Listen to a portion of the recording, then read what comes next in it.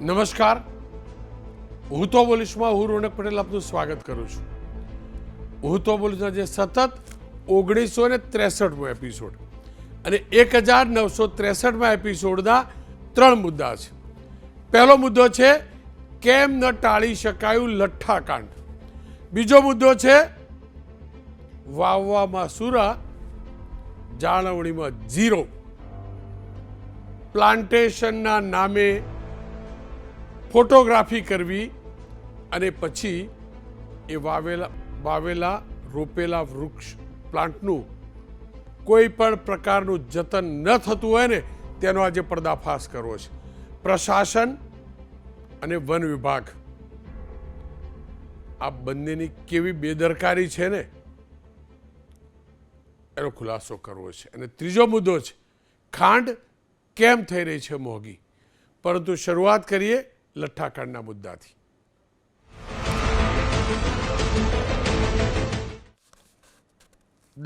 દારૂબંધી, આ બધી નોટંકી, ડ્રામા, બધી વાર્તાઓ હવે સ્પષ્ટ થઈ ગઈ છે. અને એટલે જ આજે વધુ એકવાર શરૂઆતમાં 2 મુદ્દે વાત કરવી છે. બંને મુદ્દા છે.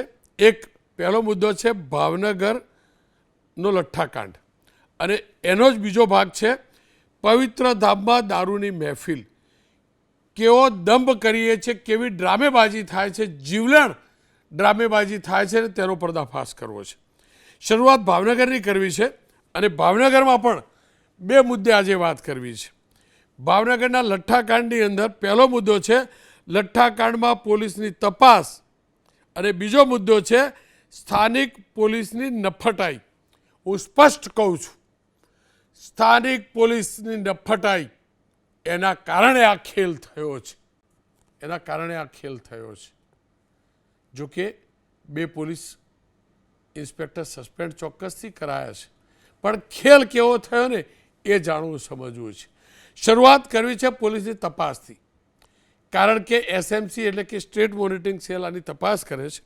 પણ આ તમામની વચ્ચે એક વાત સ્પષ્ટ થઈ ચૂકી છે કે ભાવનગરમાં જે પણ થયું તે લઠ્ઠાકાંડ હતો. લઠ્ઠો. મિલાવટી દારૂ માત્ર નહીં, પણ મિથેનોલ મિલાવીને બનાવેલો આ દારૂ હતો, એટલે કે લઠ્ઠો હતો. અને 8 લોકોને આ લઠ્ઠો અત્યાર સુધી ભરખી ગયો છે. આ દ્રશ્યો જુઓ છો ને, એક શિક્ષકના દ્રશ્યો હતા. આપણે પહેલાં જે દ્રશ્યો જોયા એ શિક્ષક એકલો રહે, એનું ગઈકાલે મોત થયું અને ત્યાં એ જ રોયલ સ્ટીક દારૂની બોટલ મળી. 38થી વધુ લોકો હજુ પણ સારવાર હેઠળ છે. પ્રાથમિક તપાસ બાદ 21 લોકો વિરુદ્ધ એફઆઈઆર થઈ છે. જેમની સામે એફઆઈઆર થઈ છે એમાંથી 13 લોકોની ધરપકડ થઈ છે અને જેમની એફઆઈઆર થઈ છે એમાંથી એક વ્યક્તિનું જાતે જ બનાવેલા દારૂથી, આ લઠ્ઠો પીવાથી, લઠ્ઠો ટેસ્ટ કરવાથી મોત થયું છે. મૃતકોના લોહીના નમૂનામાં મિથેનોલ મળ્યો છે, એટલે કોઈ ડાઉટ નથી કે આ લઠ્ઠાકાંડ હતો. પોલીસની તપાસમાં સામે આવ્યું છે કે આપણા ગુજરાતમાં ભાવનગરમાં દારૂ બનાવવાનું કારખાનું ચાલતું હતું.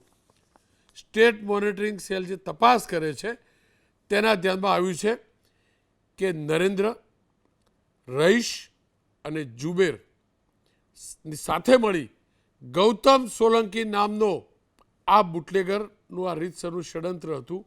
અને એ ગૌતમ સોલંકીના ઘરની અંદર દારૂ બનાવાતો હતો. દારૂ બનાવવાનો સામાન દિલ્હીથી ટ્રાન્સપોર્ટમાં આવતો હતો અમદાવાદ, અને ત્યાંથી પહોંચતો હતો. અને સામાનમાં સફેદ લિક્વિડ, દારૂ પેક કરવા માટેની બોટલો, ઢાંકણ, આ બધું સરખે જ આવ્યું હતું. અમદાવાદથી પાર્સલ લઈને આ આરોપીઓ ભાવનગર ગયા હતા અને ત્યાં આ પ્રકારનો દારૂ બનાવાયો હતો. અને દારૂ જે બનાવાયો એના કારણે એ પીનારા લોકો એના શિકાર બન્યા. જોકે ધોલેરા સાઈડ પણ એના કેટલાક બોક્સ ગયા હોવાની પણ આશંકા હતી અને પોલીસે ત્યાંથી પણ લગભગ મને જે જાણકારી મળી છે પ્રકારે 2 પેટી દારૂ સીઝ કરી એને FSLમાં મોકલ્યો છે. સાથે પોલીસે વિનંતી કરી છે, સાથે એક સ્કેન કોડ, બારકોડ, વિચાર તો કરો તમે કેવી સ્થિતિ મારા ગુજરાતની આવી ગઈ. આ સ્થિતિ તો જુઓ. પોલીસે વિનંતી કરીને આ સ્કેન કોડ મૂકવો પડ્યો છે અને કહેવામાં આવ્યું છે કે આ બેચ નંબરનો આવો દારૂ કોઈએ પીધો હોય કે જોયો હોય કે ખાલી બોટલ હોય તો પોલીસનું ધ્યાન દોરવું, અને જો પીધો હોય તો તરત હોસ્પિટલમાં પહોંચવું. જોઈ લો, આ સ્થિતિ છે મારા ગુજરાતની. અને આપણે ડંફાસો મારતા રહ્યા છીએ. અત્યાર સુધીની સરકારો ડંફાસ મારતી રહી છે, હાલની સરકાર ડંફાસ મારતી રહી છે દારૂબંધીની. મારા ગુજરાતમાં દારૂ વેચાય છે એટલું જ નહીં, પીવાય છે એટલું જ નહીં, મારા ગુજરાતમાં લઠ્ઠો બને છે. આ એનો સૌથી જીવતો જાગતો પુરાવો છે. અને આજે આરોપીઓ પકડાયા, તેમને અદાલતમાં રજૂ કરાયા છે. કોર્ટે 10 દિવસના રિમાન્ડ મંજૂર કર્યા છે. સાથે ગુજરાતમાં ક્યાં ક્યાં આરોપીઓ દારૂનું વેચાણ કર્યું, કોનો સંપર્ક હતો, આ બધાની તપાસ થઈ રહી છે. આ તો વાત થઈ તપાસની. હવે પર્દાફાશ કરવો છે સ્થાનિક પોલીસની નફટાઈની. હું દાવા સાથે કહું છું, જો સ્થાનિક પોલીસ, 2 ઇન્સ્પેક્ટરો ચોક્કસથી સસ્પેન્ડ થયા છે હવે, પણ સ્થાનિક પોલીસ ઈચ્છતી હોત, ઈચ્છા શક્તિ હોત તો આ લઠ્ઠાકાંડને રોકી શકી હોત. આપ તમામ જાણો છો, ગઈકાલે આ જ કાર્યક્રમમાં જે જગ્યાએ દારૂ તૈયાર થતો હતો તે ગામના ઉપસરપંચ અરુબા ગોયલે કહ્યું હતું કે મેં વારંવાર સ્થાનિક પોલીસ સ્ટેશનમાં રજૂઆત કરી કે અહીંયા બુટલેગરનો અડ્ડો છે, પરંતુ પોલીસે કોઈ કાર્યવાહી ના કરી. જો આ ઉપસરપંચ અને ગ્રામીણોની વાત માની હોત, અને અનેક ગામડામાંથી આવી ફરિયાદો આવે છે અને પોલીસવાળા લોકલ નથી માનતા, એ હકીકત છે. અને એટલે જ આ બુટલેગરો ફાલ્યા ફૂલ્યા છે, અને એટલે જ એમની હિંમત હવે દારૂના ઉત્પાદન કરવાની થઈ છે, આ ગૃહ ઉદ્યોગ શરૂ કરવાની થઈ છે, મોતનો સામાન તૈયાર કરવાનો ગૃહ ઉદ્યોગ કરવાની થઈ છે. ગઈકાલે મેં એમને લાઈવ જોડ્યા હતા. હરુબા ગોહિલ ઉપસરપંચ છે, ખરકડી ગામ. અને એ ખરકડી ગામ ગૌતમ જ્યાં રહેતો હતો, અડ્ડો ચલાવતો હતો ને, એ ગામ છે. એના ઉપસરપંચે ગઈકાલે સ્પષ્ટ કહ્યું હતું કે અમે અનેક વાર રજૂઆત કરી છે. ફરી એકવાર એટલે સંભળાવું છું કે અન્ય પોલીસ સ્ટેશનના જે પણ પોલીસ ઇન્સ્પેક્ટર, વહીવટદારો, ASI, જે પણ લોકો સરપંચોની વાતને નજરઅંદાજ કરતા હોય ને, એમને કમસે કમ એમનો આત્મા જાગે ને તો એને ગંભીરતાથી લે. આવો સાંભળી લઈએ હરુભાઈએ ગઈકાલે શું કહ્યું હતું. હા સાહેબ, અમારા ગામમાં બુટલેગરો 2 ફાર્મ છે ને, દારૂ ઘણા વર્ષોથી વેચે છે. પોલીસ પ્રશાસન આવે છે અને વહી જાય છે, કોઈ એની કાર્યવાહી નથી કરતું. પ્રશાસન એની જવાબદારી નિભાવતું નથી. અવારનવાર ઘણીવાર પોલીસને બધી બાતમી, બધી ખબર જ છે, બુટલેગરો કેટલા છે, શું છે, બધી બાતમી છે જ તે પોલીસ આગળ, પોલીસ પ્રશાસન આગળ બધી બાતમી છે. બરાબર, એની કાર્યવાહી નથી થતી. ટૂંકમાં હપ્તા લઈને વ્યા જાય છે અને જે એને ઓલું થાય એ કરે છે. સરપંચની વાત નજરઅંદાજ કેમ કરાઈ?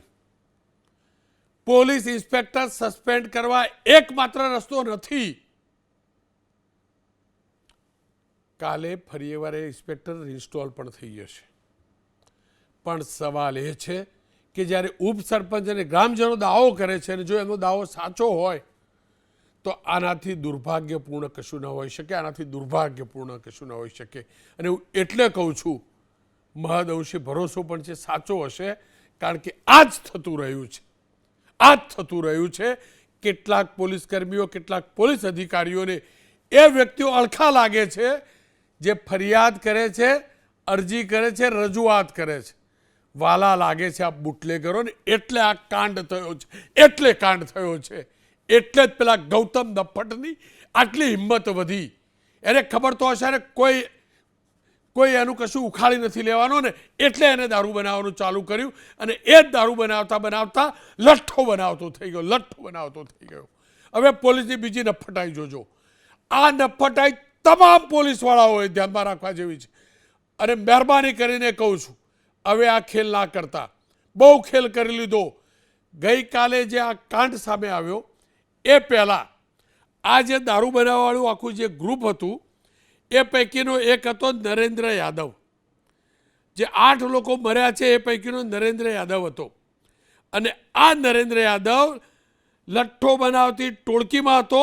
નરેન્દ્ર યાદવ ઉર્ફે ડૉક્ટર ગણાતો હતો. અને એ નરેન્દ્ર યાદવે આ લઠ્ઠો બનાવ્યો, આ ટોળકીની સાથે મળી, ચાખ્યો, અને જેવો ચાખ્યો તુરંત તડફડિયા મારવા લાગ્યો. તેને ખાનગી હોસ્પિટલ અને ત્યારબાદ અનેક ખાનગી હોસ્પિટલમાં દાખલ કરાયો. ખેલ હવે જોજો, આ નરેન્દ્ર યાદવનું મૃત્યુ થાય છે. કોઈ પણ સંજોગોમાં પ્રાકૃતિક મૃત્યુ ન થયું હોય અને શંકાસ્પદ રીતે મૃત્યુ જ્યારે થયું હોય ત્યારે પોલીસની ફરજ બને છે કે એનું પોસ્ટમોર્ટમ થાય. હોસ્પિટલે ચોક્કસથી કહ્યું હશે, પણ અહીંયા ખેલ જોજો.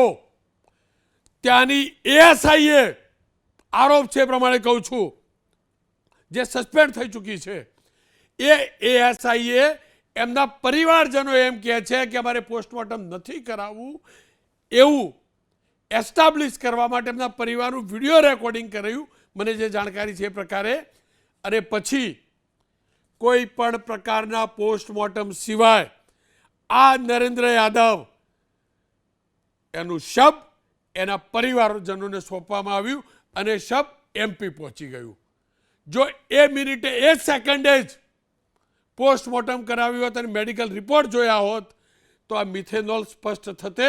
અને એ જ મિનિટે મીડિયાનો ઉપયોગ કરી, સોશિયલ મીડિયાનો ઉપયોગ કરી, સ્થાનિક મીડિયાનો ઉપયોગ કરી આ વાતને વહેતી કરાવી હોત, આ વાતને છુપાવી ન હોત તો કદાચ વધુ લોકો પિતા બચ્યા હોત, દૂર રહ્યા હોત.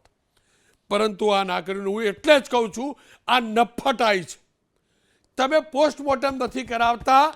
લઠ્ઠા જેવા કાંડની અંદર માણસનો જીવ ગયો છે અને સહજ છે પોસ્ટમોર્ટમ કરાવવાનું અને સ્થાપિત કરવાનો પ્રયાસ કરો છો કે એમનું પરિવાર ઈચ્છતું હતું. અરે ભાઈ, કોઈ પણ પરિવાર ઈચ્છતું હોય, શંકાસ્પદ રીતે મોત થયું છે તો એનું પોસ્ટમોર્ટમ થાય. કાનૂનનો વ્યક્તિ જાણકાર હોય એએસઆઈ, એ મહિલા એએસઆઈ, તો એને ધ્યાનમાં હોય, પણ પોસ્ટમોર્ટમ ન કરાવડાયું. અને હજી પણ કહું છું, એસએમસીને મેં વારંવાર પૂછ્યું, એસએમસીનું કહેવું હતું કે અમે તો લઠ્ઠાની તપાસ કરી રહ્યા છીએ. વાત પણ સાચી છે, પણ આ સવાલ હંમેશ રહેશે કે તમે જો એ વખતે પોસ્ટમોર્ટમ કરાવ્યું હોત અને ત્યારે જોડે ઊભા રહીને સત્વરે પોસ્ટમોર્ટમ કરાવ્યું હોત અને પોસ્ટમોર્ટમનો રિપોર્ટ વાયરલ કર્યો હોત સોશિયલ મીડિયાથી. આપણે તો કરીએ છીએ ને પેલા બિફોર બહાદુરીવાળા વિડીયો, તો આ વાત બી તો કરવી જોઈએ ને કે આ એક વ્યક્તિ, નરેન્દ્ર યાદવ નામનો વ્યક્તિ લઠ્ઠો પીને મર્યો છે. મહેરબાની કરીને આ પ્રકારની બોટલવાળા ન પીતા. જે બીજા દિવસે સાંજે કર્યું એ રાત્રે પણ થઈ શક્યું હોત ને, અને કદાચ એ થયું હોત ને તો પેલા શિક્ષક સુધી વાત પહોંચી હોત ને તો એ શિક્ષક કમસે કમ એ બોટલ ન પીતે. અને હું એટલે જ કહું છું, આ સ્થાનિક પોલીસની નફટાઈ છે, આ નફટાઈ છે. ખેર, આ તો થઈ વાત ભાવનગરની. આ ગુજરાતનું દુર્ભાગ્ય છે. પણ હવે વાત કઈ હદ સુધીનું આ દૂષણ છે ને એના બીજા મુદ્દા ઉપર આવું છે, જે મેં શરૂઆતમાં 2 મુદ્દા કહ્યા હતા. અને એ પૈકીનો મુદ્દો હતો પવિત્ર જગ્યાઓ ઉપર, પવિત્ર ધામ ઉપર દારૂનો. કઈ સ્થિતિ સર્જાઈ છે, વિડીયો જોજો તમે. એક વિડીયો વાયરલ થયો છે. શાળાના કેમ્પસમાં દારૂની પાર્ટી થાય એ પાપ છે. મા સરસ્વતીનું મંદિર છે, પણ અહીંયા મારા ગુજરાતની અંદર આ વિડીયો જે વાયરલ થયો છે એ પ્રમાણે મા સરસ્વતીના મંદિરનું ગર્ભગૃહ એટલે કે વર્ગખંડ, અને વર્ગખંડની અંદર સુરક્ષા ગાર્ડ અને એના ફોલ્ડરિયાઓ દારૂની પાર્ટી કરે છે.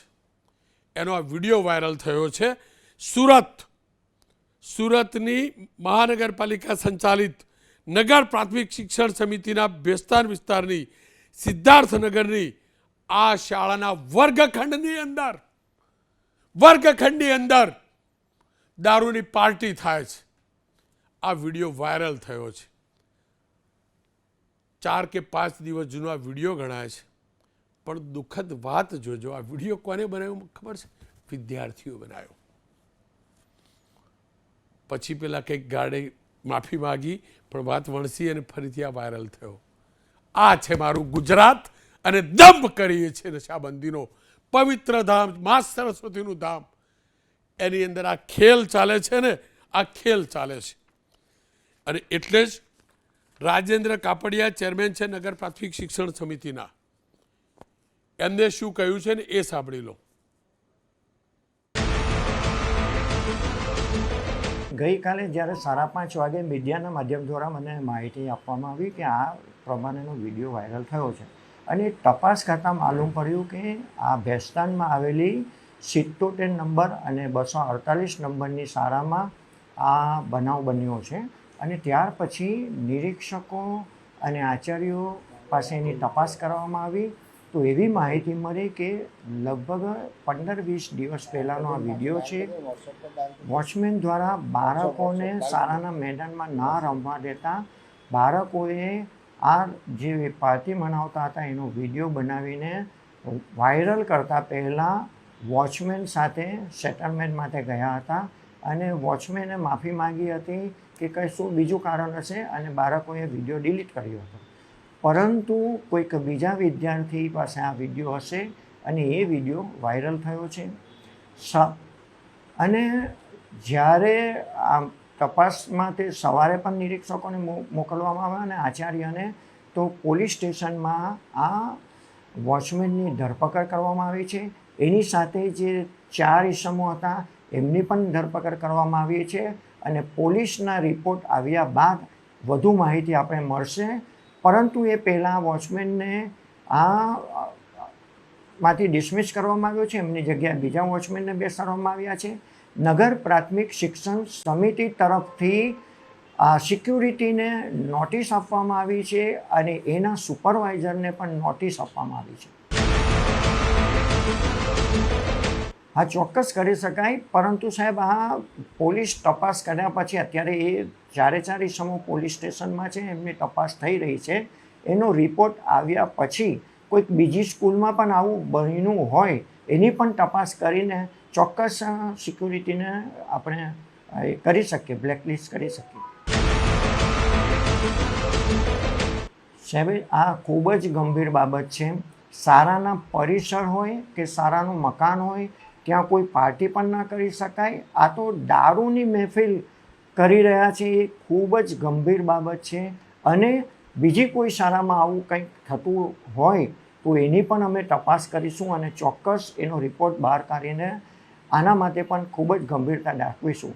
કારણ કે વોચમેનો 24 કલાકની અમુક શાળામાં ડ્યુટી હોય છે અને એ 24 કલાક દરમિયાન રાત્રે એ લોકો શાળાના પરિસરમાં જ રહેતા હોય છે અને શાળાના રૂમ ખોલીને પણ રસોઈ કરતા હોય કે પછી સૂઈ જતા હોય એવું હોય છે. પરંતુ આના પ્રત્યે ખૂબ જ ગંભીરતા દાખવીને રાત્રિના સમય દરમિયાન પણ વોચમેન શાળાના રૂમમાં ના રહેતા બહાર ફિલ્ડિંગ ભરે એવી પણ જોગવાઈ કરીને એવી પણ સૂચના આપીને આ પણ કરવાનો પ્રયત્ન કરવામાં આવશે. નહીં સાહેબ, એવું છે ને કે આ રાત્રિના દરમિયાન જ બનેલી ઘટના છે, દિવસ દરમિયાન બનેલી નથી ઘટના. દિવસ દરમિયાન તો શિક્ષકો હશે, આચાર્યો ત્યાં હોય અને એ શાળા પરિસરમાં 4 શાળાઓ ચાલે છે. એટલે સવાર પાલી પણ ચાલે છે અને બપોર પાલી પણ ચાલે છે. એટલે બાળકો છૂટ્યા પછી જ આ મહેફિલ થઈ રહ્યો એવું લાગે છે. મા સરસ્વતીના મંદિરમાં કેવી રીતે દારૂની પાર્ટી થઈ એ જોયું તમે? આપણા ગુજરાતનો જ આ વિડીયો છે, સુરતનો જ વિડીયો છે, સુરતનો જ વિડીયો છે.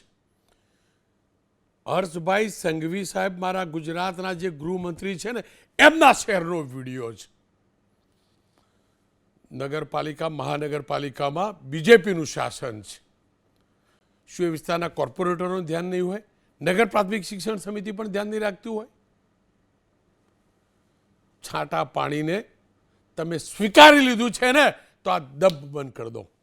અને મા સરસ્વતીના મંદિરમાં આ હોય એનો બીજો કિસ્સો. ગીર સોમનાથ જિલ્લાનો એક વિડીયો 10 જુલાઈના રોજ વાયરલ થયો હતો. ગીર સોમનાથની શાળાની અંદર આપ આ વિડીયો જુઓ છો ને, એક માસ્તર એટલે કે શિક્ષક પર આરોપ લાગ્યા હતા બાળક પાસે દારૂ મંગાવવાના. આ બાળક જુઓ છો, આ સીસીટીવીના ફૂટેજ છે. પેલી દારૂની બોટલ જુઓ તમે, શિક્ષકના રૂમની અંદર દારૂની બોટલ. અને એ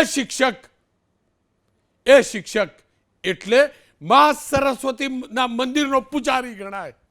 અને આ વેપાર કરાવતો આ બાળક પાસે આ પ્રકારે મંગાવતો હોય, શું આશા રાખવાના આપણે?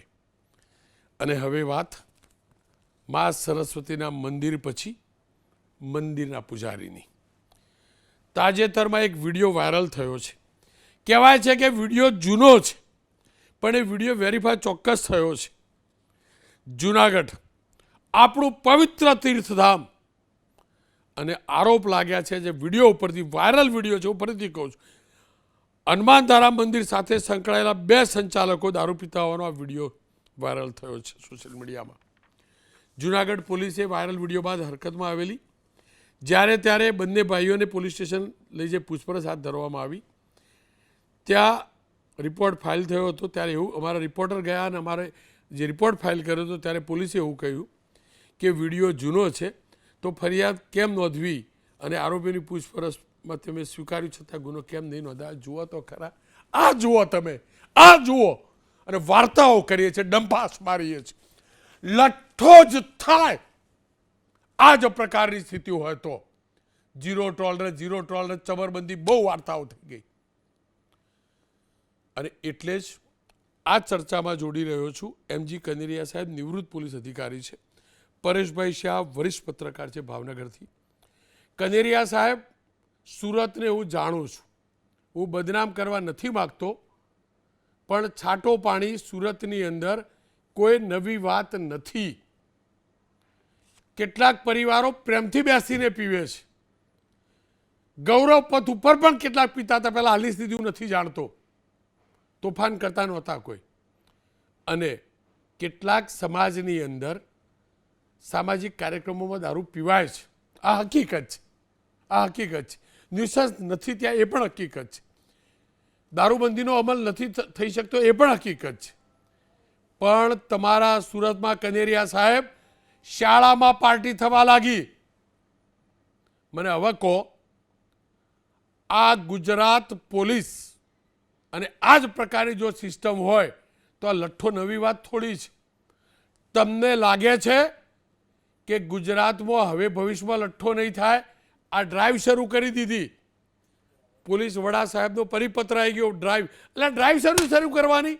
પેલો બેલ્ટ નહીં પહેરે તો ડ્રાઈવ મારી શકાય, હેલ્મેટ નહીં પહેરે તો ડ્રાઈવ મારી શકાય, પણ આ તો દારૂની બોટલો આખી ટ્રકો ઉતરે છે. ખબર નથી બધાને? તમને લાગે છે આ ડ્રાઈવ માત્ર દેખાડો છે?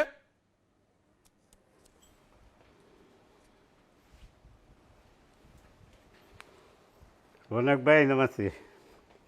આપણે અગાઉ ઘણી વખત આ ગુજરાતની દારૂબંધી વિશે કેટલા બધા ડિબેટ કર્યા છે, અને દરેક ન્યૂઝ ચેનલ મારફતે હું સરકારશ્રીનું દરેક વખતે ધ્યાન દોરું છું કે જો પ્રજા તરફથી જ્યારે આ પોલીસ ડિપાર્ટમેન્ટ વિરુદ્ધમાં હપ્તાખોરી અને દારૂના બેફામ અડ્ડાઓ ચાલતા હોય, એમની નજર હેઠળ ચાલે છે તેવા આક્ષેપો જો થતા હોય તો એમાં ખરેખર કંઈક તો તથ્ય હોઈ શકે છે.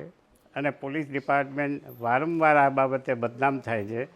અને જ્યારે બહારની એજન્સી કોઈ પણ જિલ્લામાં અથવા સિટીની અંદર જાણીતા અડ્ડા ઉપર રેડ કરે છે અને ક્વોલિટી કેસ જ્યારે થાય છે ત્યારે સ્થાનિક પીઆઈ અથવા પીએસઆઈને એક ફારસના ભાગરૂપે સસ્પેન્ડ કરી દેવામાં આવે છે અને 6 મહિના પછી પાછા લઈ લેવામાં આવે છે.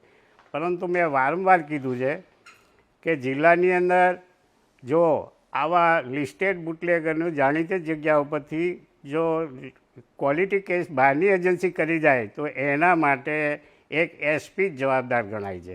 અને સિટીની અંદર જો આ ક્વોલિટી કેસ થાય તો એમાં પોલીસ કમિશનર શ્રી જ જવાબદાર ગણાય છે. અને સરકારશ્રીએ જે અગાઉ પરિપત્ર કર્યા છે, હું આપના માધ્યમથી સરકારશ્રીનું ધ્યાન દોરવા માગું છું કે આ પરિપત્રમાં સુધારો કરે અને જવાબદાર સ્થાનિક પોલીસ સ્ટેશનના ઇન્ચાર્જને ન ગણે અને જિલ્લાની અંદર એસપીએ અને સિટીની અંદર પોલીસ કમિશનરને જવાબદાર ગણી અને એમને જો સસ્પેન્ડ કરવામાં આવે અને દાખલો બેસાડવામાં આવે તો હું દાવા સાથે કહું છું કે આખા ગુજરાતના દારૂના અડ્ડા અને હપ્તાખોરી બંધ થઈ જાય 100%. હું આ તમને ખાતરી આપું છું. એટલે ખરેખર તો એમાં સુધારો કરી અને આ પ્રમાણેના જો એક્શન લેવામાં આવે તો અત્યાર સુધીમાં કેટલા બધા લઠ્ઠા પ્રકરણો થયા, કેટલા બધા આવા ક્વોલિટી કેસો થાય, ટ્રકબંધી કેસો થાય છે. આ ભાવનગરના લઠ્ઠા પ્રકરણ પછી આખા ગુજરાતમાં જે ડ્રાઈવ કરવામાં આવી તો કેટલાક લાખો માણસો પકડાયા છે અને લાખો લીટર દારૂ પકડાયા છે. તો એનો અર્થ એવો થાય કે દારૂના અડ્ડા ચાલે છે. જ્યારે કોઈ પણ જગ્યાએ કાંઈ પણ એમ કે જો પૂછવામાં આવે તો સંપૂર્ણ દારૂબંધીનો અમલ થાય છે, અહીંયા અડ્ડાઓ ચાલતા નથી, હપ્તાખોરી ચાલતી નથી, એ પ્રમાણેના જ સ્ટેટમેન્ટો ઠેઠ ઉપરથી નીચે સુધી આપવામાં આવે છે. તો ખરેખર આ બધું વાહિયાત છે રોનકભાઈ. અને જો આ પ્રમાણે ભાવનગરના લઠ્ઠાનું પ્રકરણનું જે વાત કરીએ તો ભાવનગરની અંદર જો પહેલે દિવસે જે નરેન્દ્ર જે લઠ્ઠો પી અને જે હોસ્પિટલમાં ખાનગી હોસ્પિટલમાં દાખલ થયો, ખાનગી હોસ્પિટલવાળાની ફરજ છે કે પોલીસને જાણ કરી જ હોય અને પોલીસને જાણ કરી હોય તો દરેક વખતે આ લઠ્ઠા પ્રકરણ જ્યારે શરૂઆતમાં થાય છે ત્યારે આવા એકાદ કેસ પીધેલા આવે છે અને કોઈ હોસ્પિટલમાં દાખલ થાય છે એટલે એને ખબર પડે છે કે આ લઠ્ઠો પીધેલો છે તો એને સગે વગે કરવા માટે, ઢાંક પીછળો કરવા માટે કે આ લઠ્ઠો નથી ને આ તો દારૂ પીધેલો છે ને આમ છે ને તેમ છે. એમ ભાવનગરમાં પણ વર્તેજમાં એવું જ થયું છે કે નરેન્દ્ર જ્યારે ખાનગી હોસ્પિટલમાં દાખલ થયો અને જે તે વખતે પોલીસને જાણ થયેલી જ હોય તો પોલીસે કેમ તાત્કાલિક એક્શન નહીં લીધા અને બધી જગ્યાએ કેમ એની પૂછપરછ કરીને આ રેડો કર્યો હોત તો આટલા બધાનું માણસોના મોત થયા ન હોત એ હું ચોક્કસપણે કહી શકું છું. અને ડૉક્ટરની બી ફરજ છે કે એમને પોલીસને જાણ કરવી જોઈએ. ન કરે તો એમના ઉપર પણ ગુનાહિત બનાવ બને છે ને એના ઉપર પણ ક્રિમિનલ કેસ કરવો જરૂરી છે. આ કાયદામાં જોગવાઈ છે તો ડૉક્ટરો પણ બધું સમજે છે ને ડૉક્ટરે 100% જાણ કરી હોય તો પોલીસે જ એને ઢાંક પીછળો કરવાની કોશિશ કરી છે. કનેરિયા સાહેબ, મને જાણકારી મળી એ પ્રકારે જાણ કરી હતી. હાજી રોનકભાઈ, જાણ કરી હતી. પોલીસે પોસ્ટમોર્ટમ કર્યા સિવાય બોડી આપી. હા, આજે એસએમસીની પ્રેસ કોન્ફરન્સમાં અમે પૂછ્યું એટલે એમને કીધું એમપીમાં પોસ્ટમોર્ટમ થયું, અહીંથી બોડી પોસ્ટમોર્ટમ સિવાય આપી. એને આપ કેવી રીતે મૂલવો છો? એટલે ડૉક્ટર અને પોલીસને બંનેને એમાં ક્રિમિનલ કેસમાં એરેસ્ટ કરવા જોઈએ.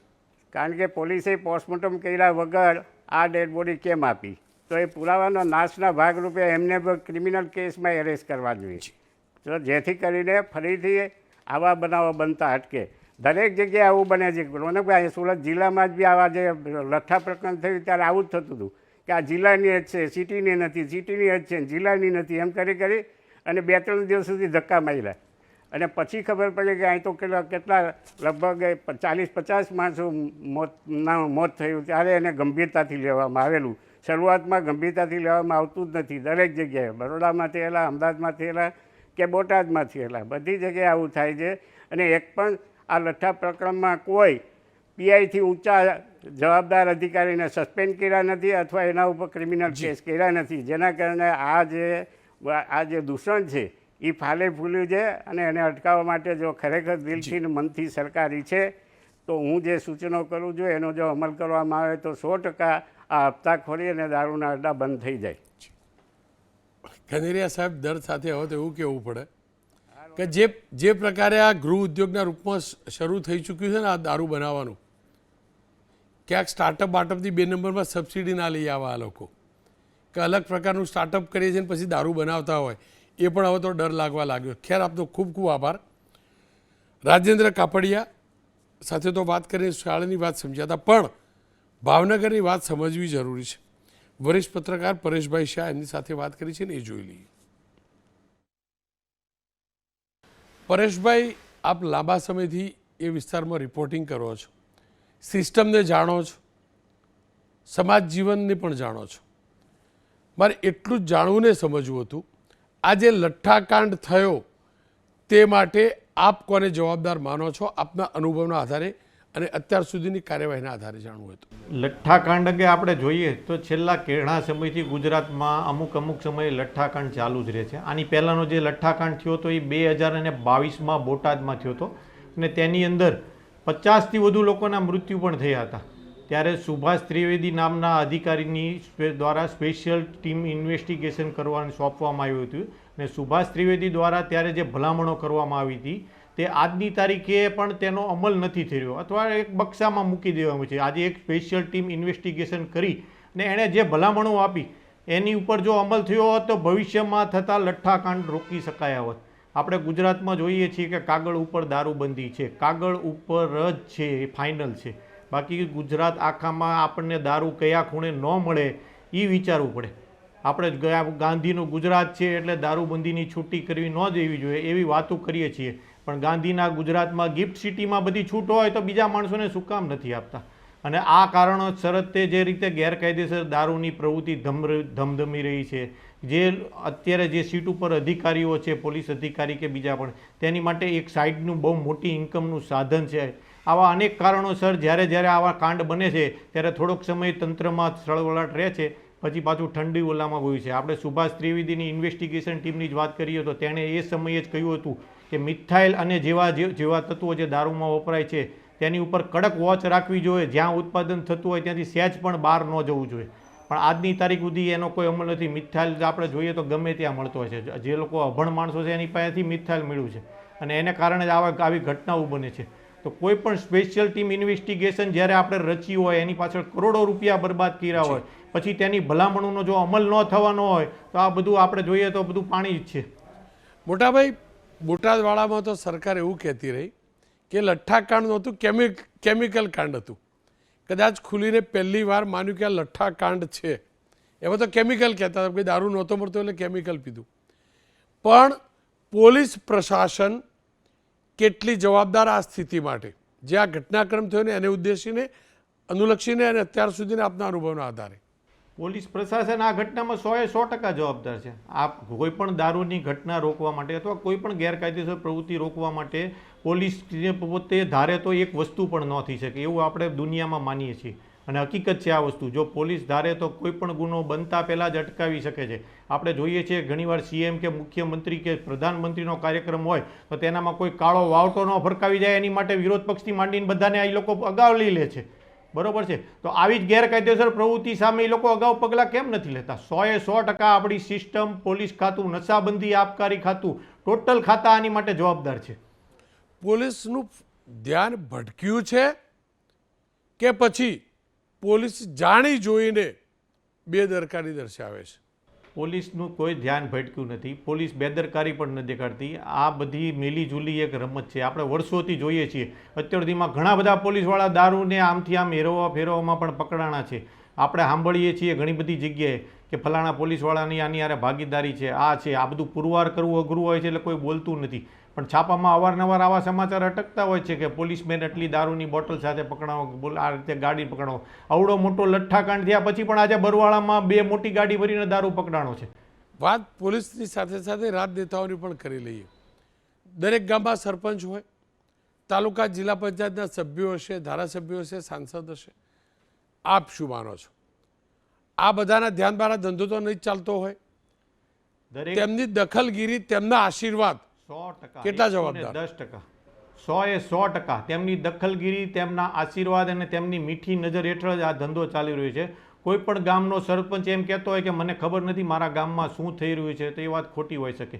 કારણ કે એ ગામનો સરપંચ છે, એની જવાબદારી છે એના ગામમાં શું સાચું થઈ રહ્યું છે, શું ખોટું થઈ રહ્યું છે.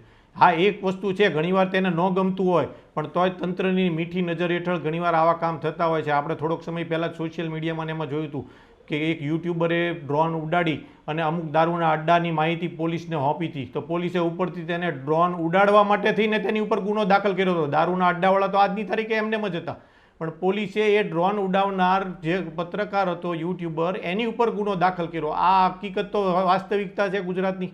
નાના મોટા ગામમાં કેટલી જગ્યાએ બૈરાઓને લોકો ટોળા લઈ અને જ્યારે જાય છે ત્યારે પણ પોલીસ દ્વારા કોઈ પણ જાતના ગુના દાખલ કરવામાં આવતા નથી અથવા તેમને સમજાવીને રવાના કરવામાં આવે છે.